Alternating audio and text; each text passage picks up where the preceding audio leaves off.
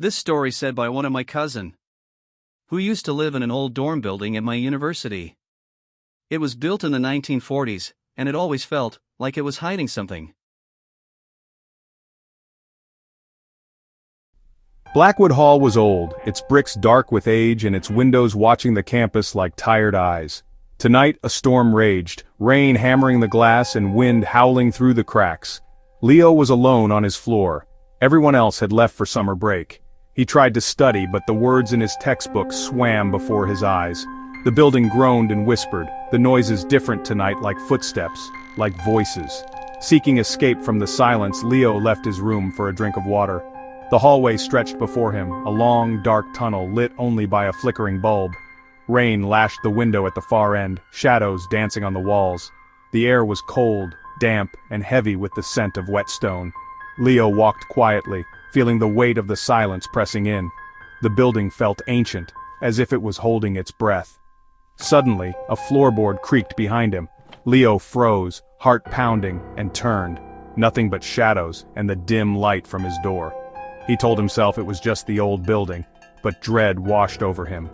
A cold spot brushed past, as if someone unseen had just walked by. He hurried toward the end of the hall, glancing back at the emptiness. The storm outside seemed to grow louder, echoing his unease. Leo's footsteps quickened, the silence broken only by the storm and his own racing heart. He reached the end of the hallway, breath shallow, nerves on edge. The darkness seemed to deepen, as if waiting for him to take the next step. At the end of the hall, Leo found the water fountain, and something else. A door, dark and unmarked, stood where he knew there had only ever been a wall. He stared, certain he'd never seen it before. The door had no number, no nameplate, just a tarnished brass knob. It looked ancient, its wood splintered and paint peeling. Leo hesitated, questioning his senses, but curiosity overpowered his fear. He reached out, the cold metal real beneath his fingers. With a deep breath, he turned the knob. The door creaked open, releasing a wave of cold, stale air.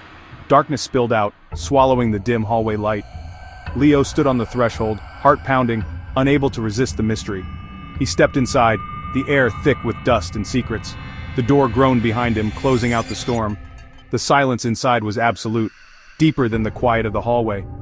Leo's footsteps left prints in the dust as he entered the unknown. The room felt untouched for decades, frozen in time. He shivered, sensing he'd crossed into a place meant to be forgotten. The darkness seemed to watch him, waiting. Leo flicked on his phone's flashlight, the beam slicing through the gloom. The room was small, every surface thick with dust. A desk and chair sat in the center, an open book and pen resting as if abandoned mid-thought. A narrow bed, blanket folded, stood against the wall, a glass of water on the nightstand, dust floating on top. The closet door hung ajar, revealing old-fashioned clothes. The air was heavy, the silence absolute, no storm, no sound.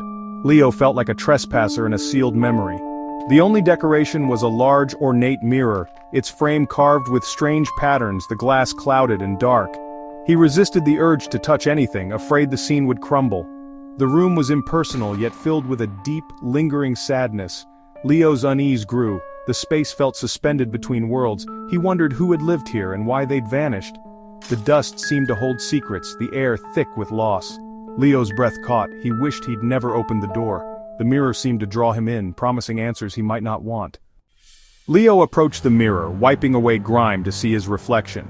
But the glass showed only the room. No sign of Leo, no light from his phone. Panic prickled his skin. He waved his hand, but the mirror remained empty.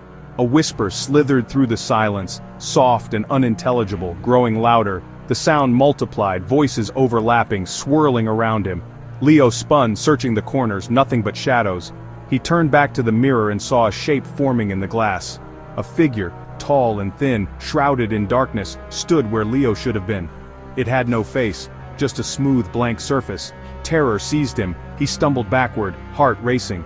The door slammed shut, plunging the room into darkness. His phone light died. He was trapped. The whispers became a cacophony, pressing in from all sides. Leo fumbled for his phone, hands shaking. The faceless figure in the mirror seemed to move closer, feeding on his fear. The air grew colder, the darkness absolute. Leo's scream was swallowed by the void. He realized he was utterly, terrifyingly alone. Panic surged. Leo clawed at the walls, searching for the door. The whispers twisted into cold laughter, the air freezing around him. His fingers found the doorknob. He twisted, shoved, desperate. The lock shattered, the door flying open. Leo tumbled into the hallway, gasping for air, the storm's roar a relief. He slammed the door behind him, trembling. Silence returned. No whispers, no laughter, just rain and his own breath. He turned to check the door, but it was gone. Only a solid wall remained, no sign of a door or frame. The water fountain dripped nearby, the hallway unchanged. Leo stared, mind reeling, unable to comprehend. The next morning he asked a maintenance worker about the door. The old man shook his head. That wing's been sealed since the fire in '78. No one's been down there in 50 years. There's nothing there but a brick wall. Leo looked back down the hall, haunted by what he'd seen. The storm had passed, but the memory would never leave him. Blackwood Hall kept its secrets, and now, so did Leo.